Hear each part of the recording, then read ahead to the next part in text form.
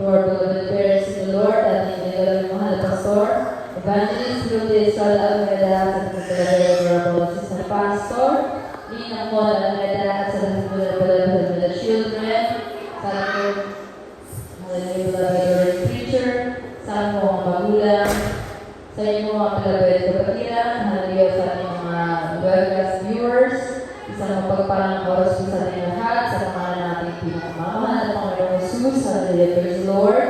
Tayo po muna ng manalangin, hallelujah, upang tayo po ay pagbayan ng ating mahal na Panginoon, hallelujah sa ating panambahan sa araw na ito, hallelujah, praise the Lord.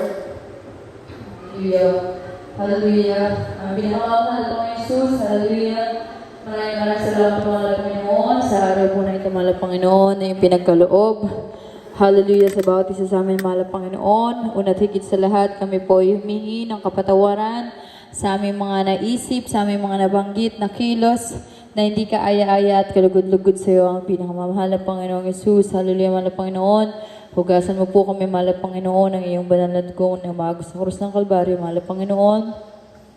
Hallelujah mga Panginoon. Hallelujah. Ang mga kapatiran po, mahal na Panginoon, na patungo pa lamang po sa iyong banal na gawain, mahal na Panginoon. Sila po ay iyong pag-ingatan at gabayan, mahal na Panginoon. Ilayo mo po sila sa disgrasya at kapahamakan, mahal na Panginoon. Gabayan mo po kami at patubayan, mahal na Panginoon, sa aming isasagawang panambahan sa araw na ito, mahal na Panginoon. Ito po ang aming samat panalangin sa pangalan ni Jesus. In Jesus' name we pray. Amen. Hallelujah. Hallelujah, Jesus. Hallelujah.